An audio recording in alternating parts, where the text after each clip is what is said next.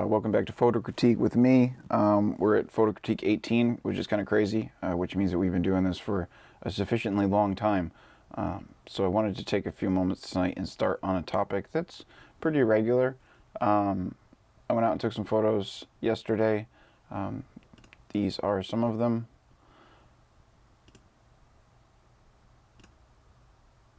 Like this one. That one's okay. So I posted these photos and I got an email from one of you this evening, and you were saying how you were dismayed with your photography and how you were having, struggling with finding the passion to take the pictures and things of that nature. So I wanted to, tonight get into what really is photography and what it takes to get a picture like this one, because I'm relatively happy with this picture. And so I want to show you what the original looked like before I did all the work that I did to it to get to this point.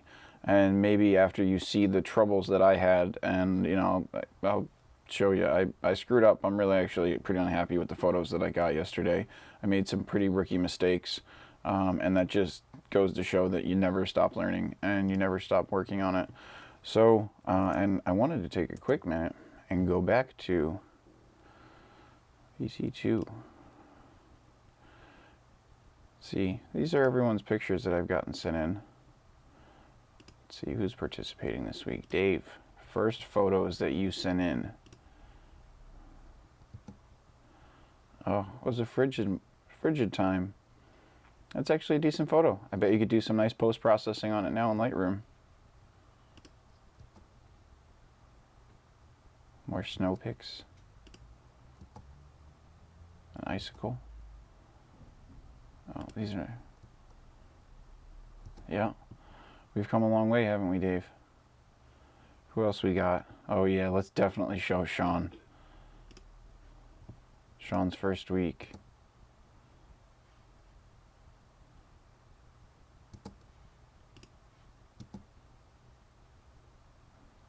What a long way we've come, Sean.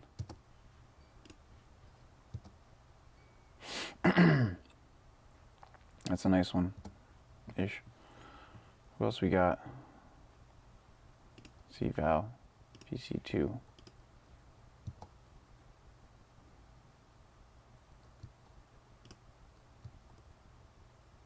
I still like that photo. Nice photo. I love dog pictures. Tim, what do we got from Tim? Tim's been pretty steady. Oh, of course, this one. The picture of the camera on your screen. Let's see, PC4. Oh yeah, some nice post-process ones. Oh, but this one still, that was pretty noisy. I think I've helped a little bit, Tim, and you've definitely helped me as well. You've all helped me. So a lot of growth, definitely a lot of growth. So I want to get into the three parts of the show. And the first part of the show, I guess, was kind of that, but then it's also the three parts of photography. So we're going to start off this week with our photo of the week. Our winner this week, dun, dun, dun, give it a little suspense.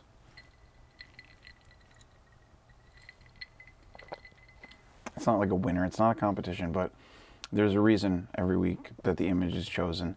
And this week is Sean. Sean did a lot with this photo, and this is a great prime example of why someone might feel dismayed when trying to take good photos and not getting a picture like this, or not getting a picture like the ones that I just showed you. And the reason is because a good photo comes down to three different parts. And the first one is very simple. It's taking the picture. And that requires, obviously, a camera, but once you have a camera, the first part of photography is taking a picture. That's only 33% of what it takes to have a good photo, at least in my mind, and this is at the most basic level. So taking just a picture, so if you go out and you take a picture and you hope that that photo is going to look like this photo, or one of the photos that I just showed you, or one of Tim's photos, you're going to be severely disappointed every single time. And that's because, again, you're only doing 33% of the work. Your photo is only 33% complete. You still have 2 more steps to go before I would even call it, a publishable photo. And, there's a saying that art is never completed, it is merely abandoned, and that at some point you just have to be done with it because nothing is ever perfect. So why this photo is a good example of why you'll never achieve that is the third reason, which I'm skipping ahead. The second part, the second step, is composition. So this photo has good composition. You have good lines. You have a good image. It's as far as composition, your lighting, things are in detail. There's reflection of light. There is, there's lots to like about this as far as composition goes. So that's the second step. So if you take a picture, that's one step, but that picture has to have, compositions, the composition that makes up good photography, whether that's lighting or, image composition, as far as subject, framing, things that we've captured, that we've covered numerous times. So this photo also has good composition, which takes it the next step of the way. So if you go out with a camera and you utilize just great composition, you're making it very difficult for yourself, but it is possible to get a great photo. And this is the old way of doing things. This is the way that people used to take pictures because they didn't have as much of the abilities or even close to the abilities that we have now to manipulate photos digitally.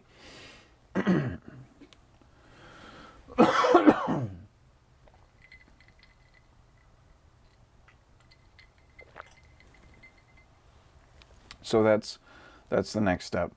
So now you've gone 2 parts of the way. The third part of a good photograph is post-processing. And why this image is a good example of post-processing is because it's not just one picture. It's 2 pictures. 2 pictures taken on the same night, and as Sean told me, and I wouldn't have known, if I really looked at it, and I'll point out a few things here in a second, if I hadn't known that he had taken 2 images and put it together, just taking the moon from a different shot and placing it in here, I wouldn't have known. So basically what he did is a cut-paste version of an HDR. He took a lower exposed image of the moon and cut that and put it in a different exposure where the moon was much, much brighter. And that's signified here by the reflection, because if the moon was really this exposure, you wouldn't get this exposure of light. But still, it looks like a great photo, and it is a great photo. It's a great 2 photos put together, and Sean got a lot of love on this. He got over 600 likes, I believe. It was shared by over 40 people. And this is an instance of, the proof is in the pudding. You put the work out, and here you go. You have a great photo because you've learned to master not only taking a photo, but utilizing good composition.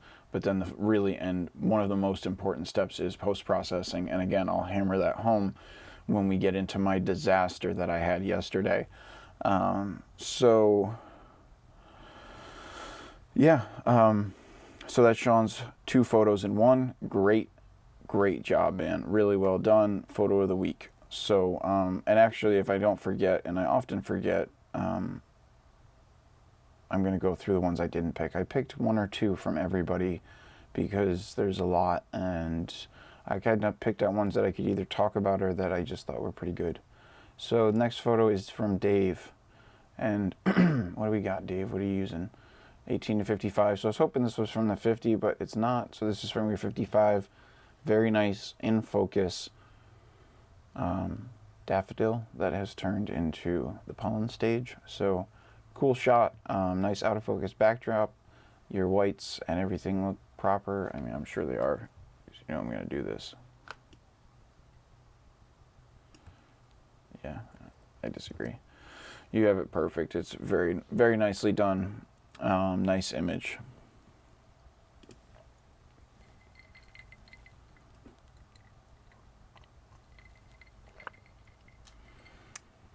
So next image is another one from Dave, and this is a nice one. Nice Ford Mustang convertible. Shot a lot of photos of cars myself, And this is a nice car and a nice shot. It looks a little warm to me.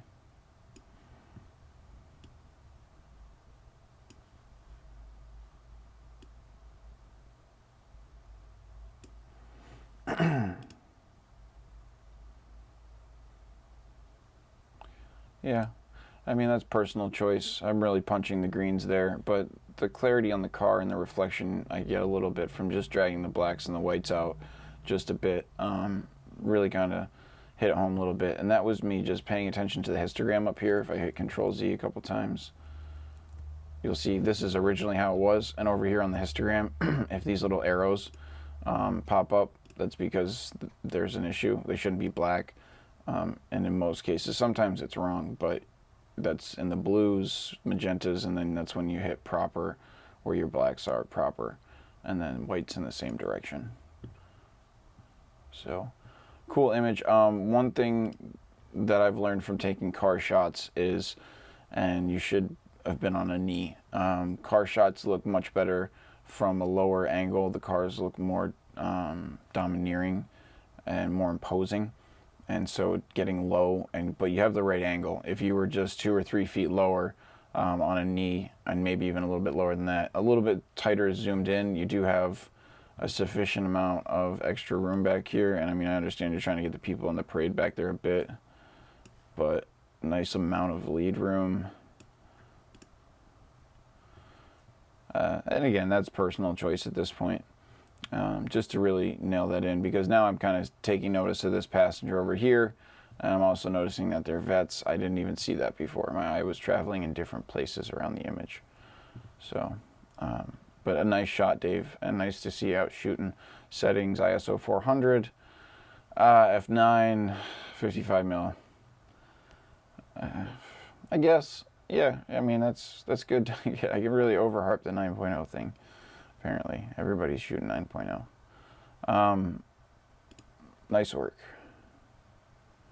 Kim on the road again, and a nice shot.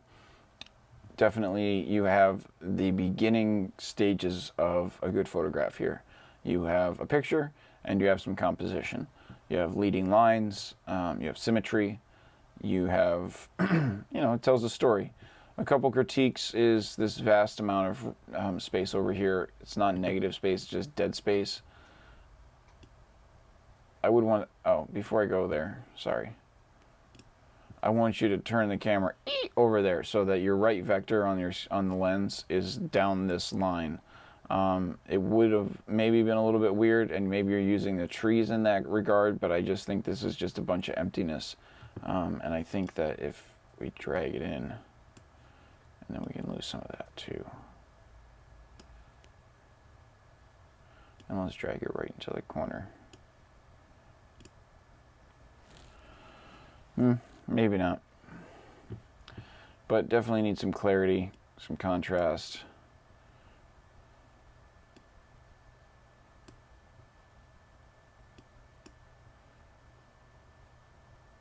Psycho settings, ISO 100, 1/50th of a second. That's really slow. I would bump your ISO up more, and the reason that is, it looks like it's either morning or afternoon. Definitely some angular light, and so you're on 100 millimeters. So you're on a zoom lens. Your f5.6, since low light time of day, is starting to knock that out, and 1/50th of a second to adjust for that low light is too slow, especially when in a moving car like this. And I'm not sure if those are double replications, but no, they're not.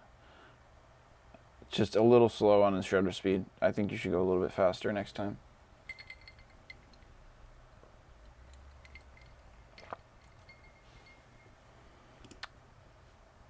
Next shot. Tim, nice shot. Very nice shot. Out of the ones that you sent me, I definitely thought this was the best of them. I chose 2 other ones that I liked, but this is a cool one. I like the lighting in the corner. Very clear subject here is the bed. It's nicely framed by everything else around the room. It's got good light on it. It's got a bright red color. And this has all three parts of a good photograph. It has an image, it has composition, and it has post-processing. It looks heavy on the grain, and I think you might do that on purpose, and that's your choice, but everything about this photo is really nice. It's clearly set up, bread on the table with the eggs in the bowl. It's a beautiful shot. I personally don't like this gain, this noise effect here, and it looks like you probably did an HDR. That's going to be my guess. Maybe not. Maybe you just brought up the shadows. But either way, a very nice image. Out of them, the best one, I thought. This one I thought was cool too. It leads your eye directly to the door repeatedly. I like the lamppost here. And it's hiding behind the trees, and it tells a bit of a story. And it's a nice shot. This open window catches my eye repeatedly, unfortunately. Yeah, you could probably in Photoshop draw a box right here, copy that, paste it up here, flip it upside down so that the green here looked like it was a reflection of the green in the tree, and fill in that window. And it wouldn't take your eye away from that as much, because the subject here is definitely the door, in my mind anyway. But a cool shot. And out of the two, this one is really nice, and probably definitely better out of the two. My critique though is this pole, it should be right here.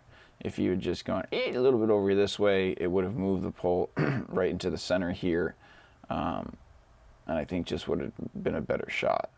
It just takes a little bit away blocking that window for me.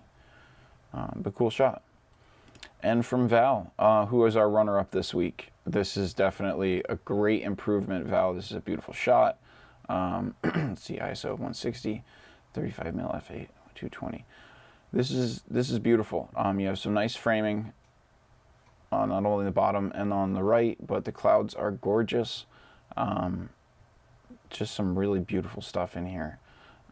A really nice evening shot. Nice framing, silhouetting the foreground. It's very cool. Nicely done. Yeah, I have nothing negative to say about that. And even though the other one was fine, I just didn't want to choose too many from everybody, and I thought this was just such a great photo. So really nice work this week, Val. And now we're going to take a quick second. We're going to look at the rest of them, the ones that didn't make it. So not too much going on there. I'm not 100% in love with the color, over-sharped. Not much of a subject. Used. That's a good shot. Yeah, just not anyone really looking at the camera. So it's like, who is the subject here? Is it this guy? Is it this guy? Are it these people? Oh, she's looking. Is she the subject? Are we supposed to look at her? So this is something that we all need to work on, myself included, and that is making sure you have a very clearly defined subject. And the subject, is this car with these two dudes in it, but that's not really portrayed in any way. These people aren't looking at the car. These people aren't looking at the car. She's looking at you. This kid's kind of just pooped his pants. So, use things in your shot. If everyone was looking at the car, that would help guide, the lines of the eyes to guide lines to the subject. But that's not the case. Over saturated, overdone.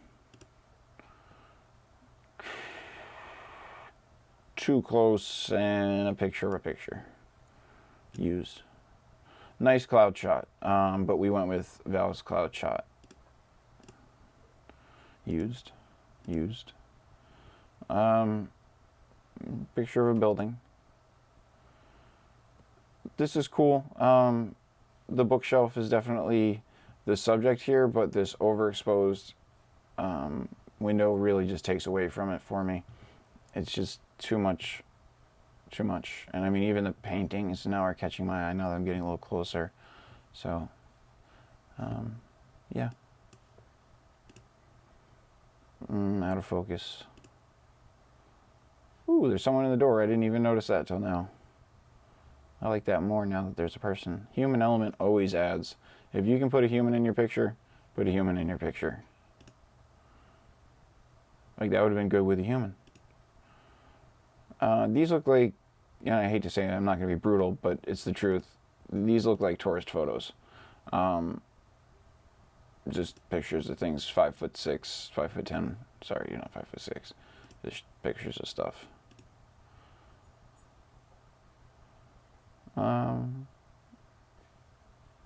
Weird angle. The front of the building is here. The lead room is in the back. The tree is where the lines are headed. I mean, I know it's the building, but these I liked. This I like. I like this. Again, I like this backlighting where you have different levels of light. So you get work on these overexposures.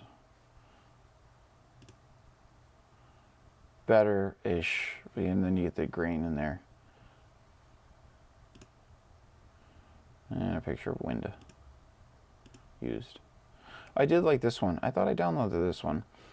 This I thought was a good example to talk about the rule of thirds. I think this should be either meow, or meow, or meow, or meow, or dead center. Since this line is here, I would probably suggest bottom right. And because if you put it about top left, it's going to look like a flag. Even over here, maybe even there. Down here, it's still going to look like a flag. But not as much. But cool shot.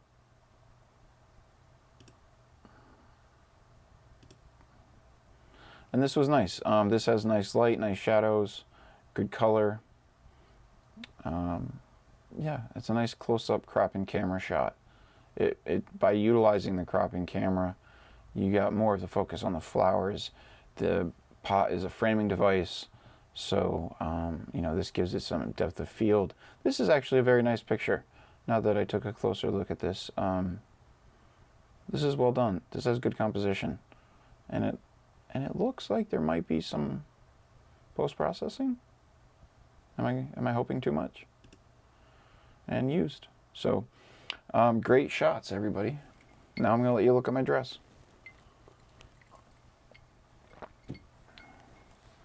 All right, this is ugly. So, let's go with, where is it?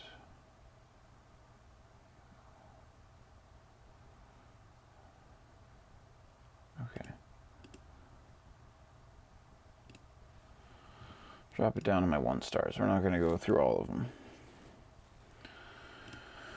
So, these are the images that I was working with out of my 1 stars. So, again, to get the 6 images that I published, I took probably 300 photos. And I'm getting better at that. I'm understanding that I don't need to take as many pictures now. I'm starting to understand that I have muscle memory for composition. So instead of spraying and praying, I now understand the composition of a photo a little bit, and I'm going to be able to hit my marks.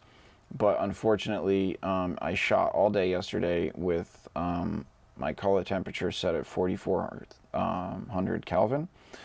Broad daylight's 65K, 62K, somewhere in there. So I was about 2,000K short for broad daylight. I also was in portrait mode. Luckily, I was shooting RAW, so that nullified the fact that I was in portrait mode. I should have been in user-defined 1, which is my cine flat style, but that only really matters for video. So I got lucky on that. I didn't get lucky on my color temperature. So since my color temperature was underexposed, my shots came back overexposed. So the before and after on this, that's my before. Ready for this?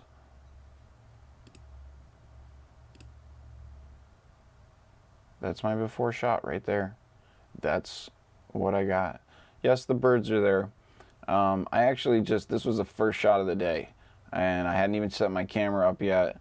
It was still in manual focus. I hadn't adjusted my focal length at all. I was looking at this building, and I was trying to plan a picture, and the birds just took off, and I just started snapping. And I think I took maybe 3 while the birds were taking off. But just look how bad this image is. And the reason is because my color temperature was under what it should have been. Therefore, overexposing my image. So yeah, ugly. Ugly, ugly, ugly. I don't know how I did this thing. But then the finished result is that. Oh, let's go back to this. What did I do? I feel like I broke it.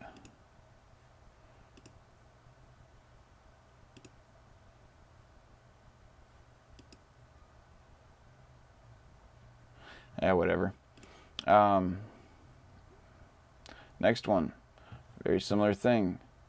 So I have framing and I have composition, but my settings were off. It took post-processing to bring back the overexposure in the sky. And now why was I able to save as much as I did was because I'm shooting RAW. When you shoot RAW, this detail is not 100% lost. It's still there. See here, I lost some in this flare. It's gone. But the rest of this area I was able to manipulate. So I was able to bring back a lot of it. And then I used the paintbrush to paint in specific target zones that I wanted to change and utilize, such as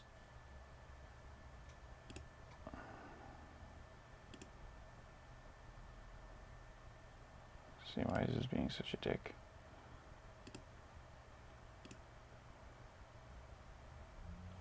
Whatever. Let's see, what do we got here? I started to get it under control then. This one of my favorite shots for the day. Again, not a great shot. It doesn't look anything like this one, but it requires post-processing. What else we got here? My Jeep. I mean, look at the blues that came back. Look at this area here and here. I mean, significant differences. And not to mention, these are also cropped.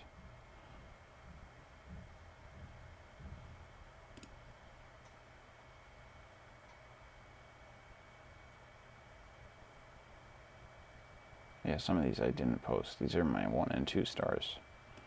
I'm trying to get away from sunsets.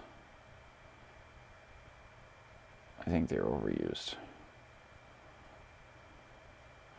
So to get those 6 images, I drove 7 hours. It was 107 degrees. I spent probably $120 in gas and food. I got 6 images that I'm not even that pleased with, but you know, they look decent, but that's the amount of work that goes into them. Because even like a shot like, what do we got here? Let's see. This one, before and after. Let's see if we can get,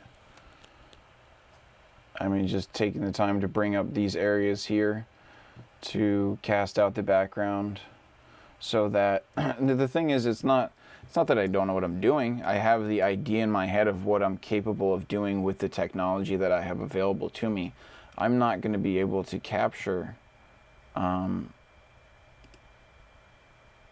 this kind of image and get this kind of level of detail and color without manipulation in post. It's just not going to happen. So, and especially since I want to have the control over certain things in certain images, such as this one where I made it black and white because everyone takes that photo in color, or target a specific zone such as overexposure here and underexposure inside. So don't be dismayed.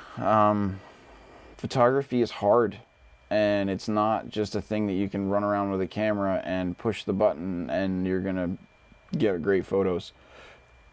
It's not like that, and especially in today's day and age. In one day and age, you know, when photography and when media was evolving through the 60s and 70s and 80s, you could just go out and take pictures of things, and that was the level of work that was acceptable.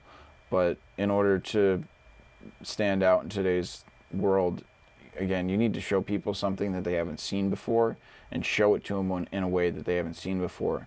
The images that I posted are not even I mean, they're not even really realistic. I mean, that doesn't look like real life. It looks cool, and it is real life. It's very close, but that's not real. That's not real. That's pretty real. That's pretty real too. But it takes the level of, one, taking the picture, two, understanding the composition to frame an image properly with lighting and other elements, and then three, understanding how to post-process that image so that it stands out in a way. Because if you're not going to show people something they haven't seen before, you need to show them something that they're not used to seeing. So that means oversaturated colors, one color against black and white, you know, pushing the limits of photography and lighting to capture images in a different way. So I've rambled on enough. Let's give you an assignment.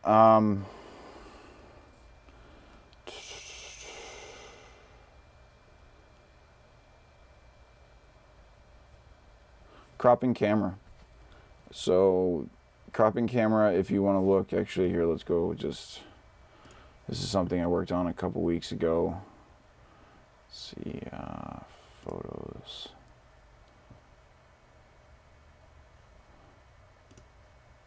Cropping in camera means that you're taking a picture and you're not cropping in post. There we go. So all these are not cropped in post. These are, I took them on purpose so I can't see the guy's face. I'm utilizing cropping camera to tell a story and tell it in a more dramatic way than sometimes you would with just a full frame. That's not crop. That's crop. Crop. Not really crop. Crop. Cropping camera. They could also be considered close-ups. I know a lot of people like these, so this will be fun. There's a nice one. I like that one. Cropping camera. So utilizing, and I'll check your dimensions. Don't go and take a picture and then crop it. Don't be cheating. Go out there and take some pictures. Cropping camera. This is an easy one. It really is. Cropping and macro shots are fun, and they make the image look cool. Utilize narrow depths of field, so have that f-stop as low as possible, and get some really out of focus backdrops. But utilize color, framing, composition, and cropping camera. So that's been Photo Critique number 18. Thank you for listening to me ramble. Thank you for helping me be passionate and share my passion with you. Until next week, guys, it's always a pleasure.